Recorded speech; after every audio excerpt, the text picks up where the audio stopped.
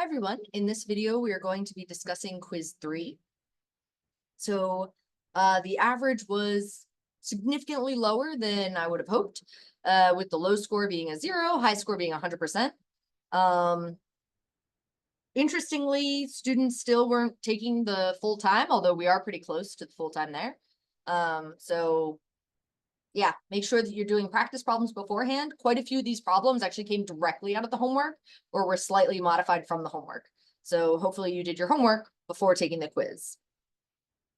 Let's get into it. Question 1. All right, we're looking for the exact chair flip. So we got to remember farthest left stays farthest left.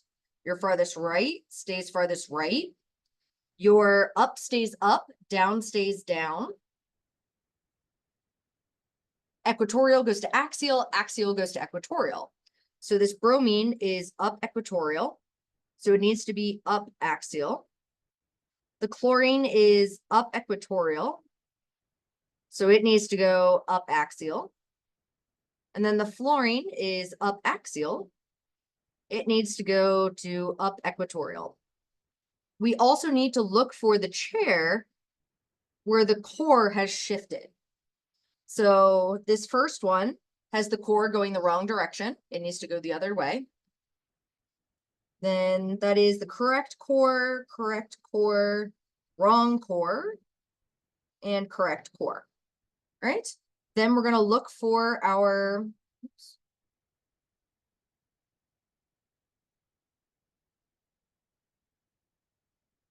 bromine to be on the farthest left. So that is my farthest left, that's farthest left, that's farthest left. So this has the wrong attachments. That bromine is not connected to the farthest left carbon. Then I'm going to see that this bromine is that up equatorial, or sorry, is the up axial that would have flipped from the up equatorial.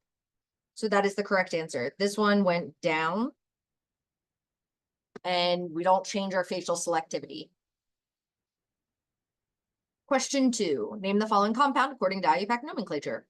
All right, so when we name this, you always start at your bridgeheads. Those are the shared carbons. And then you're going to count the length of your bridge. So we go bridgehead, 1, 2, 3, 4, 5 bridgehead. That's a 5-carbon bridge. And we go bridgehead, 1, 2 bridgehead. That's a 2-carbon bridge. And then we go bridgehead, bridgehead. So that is a 0-carbon bridge. So we're going to list these in decreasing order with periods in between them in square brackets. Then we're going to have our bicyclo root or prefix in order to indicate that it's a fused ring system. Then we're going to use the root that is for all 9 carbons. Remember that it'll always be the sum of the numbers in the brackets plus 2 for our 2 bridgeheads. So that makes it non. And then our backbone has all single bonds between them. So it's going to be an alkane. So it's a nonane. So that is 520 bicyclo-nonane. And we talked about in lecture that it's okay if the numbers are directly after the bicyclo, as long as they are immediately next to bicyclo. So you either need 520 bicyclo-nonane or bicyclo 520-nonane. Question 3. Determine which word or phrase best completes each statement. All right, so we have trans 1,3 disubstituted cyclohexane has steric strain due to, all right, so our trans 1,3, the significance of the trans is so that no matter whether you draw your chair or your chair flip, you will always end up, let's see, with 1 axial and 1 equatorial. And that way you always get a 1,3 diaxial interaction.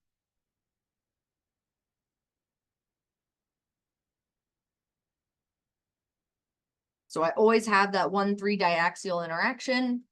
That is my steric interaction. I also know that the other 2 answers cannot be correct because the other 2 have nothing to do with sterics.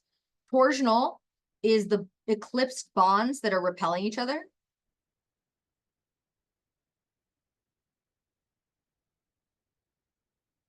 Our angle strain is how far we deviate from our ideal bond angle, that 109.5. So neither of those have to do with sterics. So the only correct answer is the 1,3 diaxial interaction, which is a type of steric strain. Unsubstituted cyclobutane puckers to decrease. Well, I know it can't be sterics because if it's unsubstituted, that means I don't have steric strain. So right away, I can immediately go, cool, no sterics. Then I'm going to say, all right, so it's puckering. It puckers in order to decrease that torsional strain. So when we are planar, we get 8 eclipsing bonds. That's a lot of eclipsing bonds. That's a lot of strain. So we pucker in order to relieve that torsional strain so that they're no longer directly on top of each other. They're offset a little bit. And then it does increase our angle strain a little bit. So we get a little bit farther from the 109.5. So our angle strain increases. We pay a little bit in angle strain in order to get a lot back in release of the torsional strain. So you have a little bit increase in angle, massive decrease in torsional. So we are decreasing our torsional strain when we are the unsubstituted cyclobutane. All right. Which one out of those 4 rings has the most angle strain? Cyclopropane. That's the one that is going to be farthest from the 109.5. It has the most angle strain. Cyclopentane exists in the envelope conformation. Puckered is for the 4-membered ring. Chair is for the 6. Planar was for our 3. Envelope is for the 5-membered ring. Question 4. This one was also directly from our homework. Consider the 3 structures and pick which structure best answers each question. So each answer may be used more than once or not at all. So when we look at it, we're trying to figure out, all right, which one has the most angle strain? Well, our chair has essentially no angle strain because we have almost that 109.5 degree bond angle. So it's definitely not the chair. Our staggered conformation is also not going to have angle strain because each of these carbon atoms is 109.5. So there is no angle strain at all when you're not cyclic. So the cyclobutane is definitely the one with the most angle strain. And most of you did see that, which is awesome. Which of the structures has the most steric strain? So that's going to be where we have those groups that are bumping into each other. That's going to be this tri-substituted cyclohexane. It has all of this, actually it's hexa-substituted, but it has the 3 axials. These are all going to be bumping into each other. There's going to be a lot of 1,3 diaxial interactions. That's a lot of steric strain. Our staggered conformation, again, exists in the staggered conformation in order to minimize any sort of sterics. There will be a little bit of steric strain with the fact that I don't have my methyl on the line. So there is a little bit of sterics associated with this staggered butane, but not nearly as much as this locked chair where no matter what, I always have methyls that are pointing near each other. For the cyclobutane, same deal. It will have some sterics because it is substituted. So there will be some interaction between the methyl and the neighboring hydrogens, but it is not nearly as drastic as having 3 methyls all pointing directly at each other. So that is our 113355 hexamethyl cyclohexane. And we lost some people for that one. And then which of the structures has the most torsional strain? Remember that torsional only exists in the eclipsed conformation. So the fact that this is a staggered butane immediately tells us, not that one, there is no torsional strain. Our cyclohexane also exists where there is no torsional strain because it is completely staggered.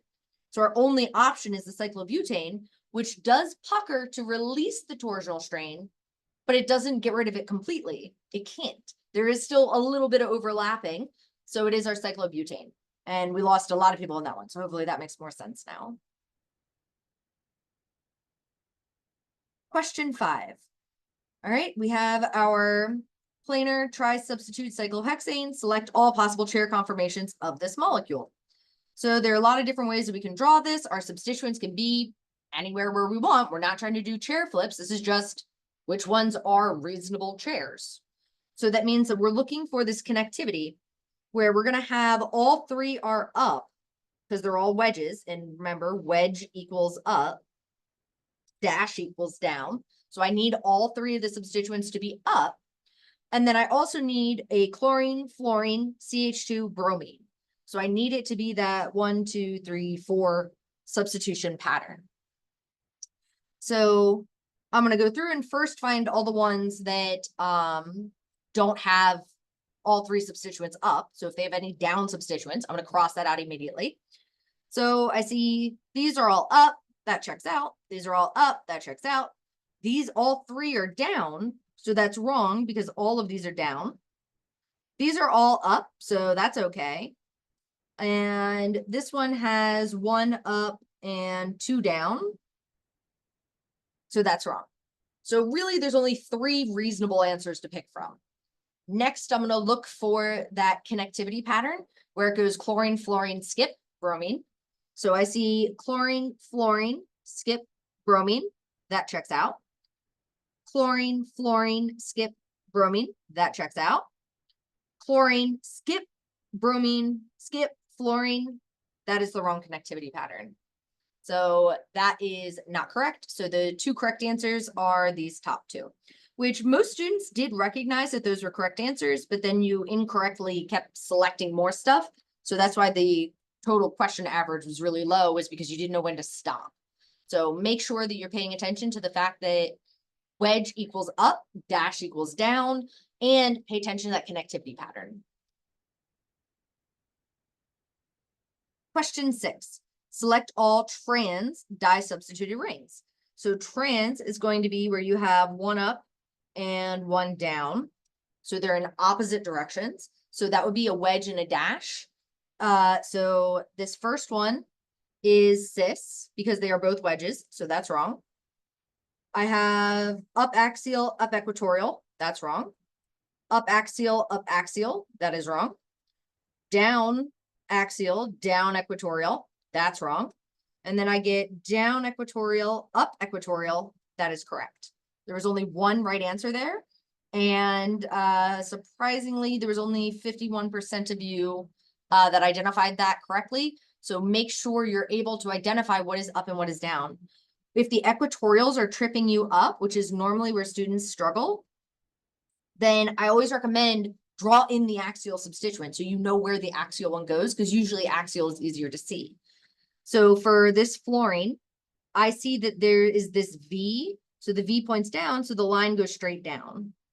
Then for this bromine, the bromine is equatorial. I see that the chair comes to like this peak, so that's going to be straight up. Here we get that peak, so axial goes straight up. We get this V, so that is down. So that tells me that the axial is down, equatorial up. Axial up, equatorial down. So it's usually easier for students to see the axial based on that like V or peak shape.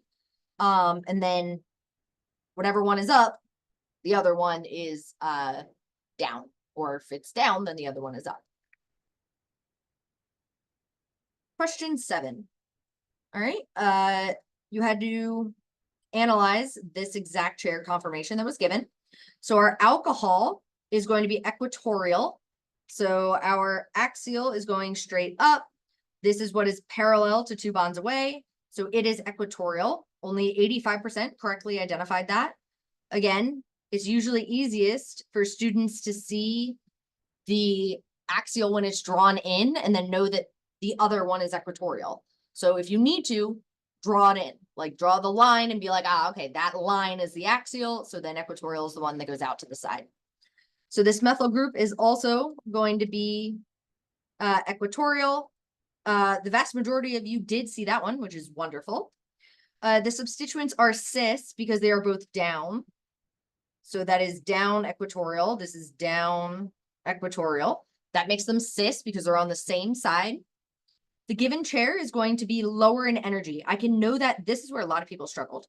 I know that it's lower in energy because remember that in a chair flip, the equatorial goes to axial. So that means that in the chair flip, I have 2 axial substituents. You're always more stable, lower in energy when your large groups or the groups are equatorial. So having the groups go axial in the chair flip, that's going to be higher in energy. So the given chair is lower in energy than the chair flip. If I wanted to draw the chair flip, you start with the outside shifted.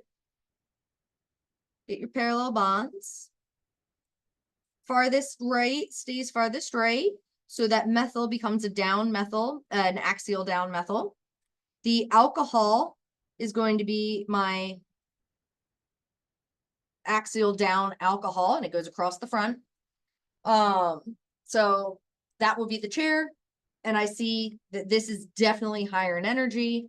So my equilibrium is drastically favoring the given chair conformation. Lastly, when the chair is drawn in the planar form, the methyl group will be dashed. Remember, down is dashed, up is wedged. So the fact that they're both down tells me that it's going to be dashed. Question 8. Which of the two chair conformations are in equilibrium exactly as drawn?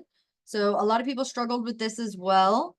The main thing was I wanted you first to recognize that in the chair conformation, your central core has to shift. So when I look at this, I'm going to look at which direction the cores are going in. And I find the one that is the odd one out. Immediately, I'm like, cool, gotta be that one has to be one of them, because that's the only one that has the core going in the opposite direction. So now I'm looking for the chair flip of that exact chair. It makes it a lot easier to narrow it down. So I'm like, all right, cool. I need to have an up axial on the farthest left. That checks out. That one does not have the up axial on the farthest left.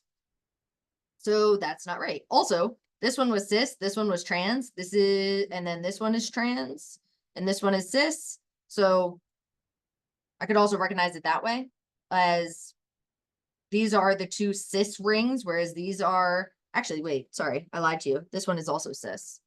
This is cis, this is cis, this is trans. Yeah, sorry. So I immediately know that it can't be the trans one because it doesn't match the cis. So no matter how you're either trying to eliminate or incorporate the right answer, so eliminate the wrong answer, incorporate the right answer, trans has to be a wrong answer no matter what, because it's the odd one out. These are all cis. Then I also see that this is cis ups. These are both up, whereas these are both down. So that's also wrong because these are down, these are up. So you could do this a number of different ways to try to identify it. The one that I find easiest is to look for that core. So that's what I found easiest to latch onto there, but do whatever makes the most sense to you in order to find the right answer. Question 9. All right, which structure is going to be the most stable, lowest in energy? So I want my big groups equatorial. So it's that one. My highest energy is going to be this one, because now they're, is that one. Sorry, I saw one axial and got excited. So I have axial, equatorial, axial, where I get the double axial. That's going to be the highest energy because it is both axial. So lowest energy is where they are both equatorial. Question 10. Select the option that correctly names the following molecule. Pretty sure this was also directly from the homework. So remember that your larger ring is going to be your backbone. So I have a 4-carbon ring versus a 3-carbon ring. So any of the ones I identify prop as the true backbone is going to be wrong. So I know that the butane has to be my primary backbone. Also, this is not a bicyclic system. It's not fused. This would be a bicyclic system. We never had a dicycle. That's not a thing. So I know that's wrong. Then I'm going to work on my numbering. Your alkene needs to have the smallest numbers possible. Oops. So that means that when I number this, I'm either going to number going through the alkene that way or through the alkene this way. So I start on the double bond and I have to go through the double bond in order to appropriately number the alkene. So no matter what, it's going to be a number 1. So then the question becomes, all right, is my cyclopropyl attached to carbon 3 or 4? Take the smaller number. It is a 3 cyclopropyl cyclobut-1-ene. All right, that is everything for this question. Just to reiterate, just seeing that the vast majority of students that selected the wrong answer selected the second one. What that one would look like is this. So that's the difference, is that now it's attached to carbon 1. This is that 1 cyclopropyl cyclobut-1-ene. It's where the cyclopropyl is attached to the same carbon as the alkene. Because they're not, it had to be the 3 cyclopropyl cyclobut-1-ene. All right, that's everything for quiz 3. Let me know if you have any questions. Bye.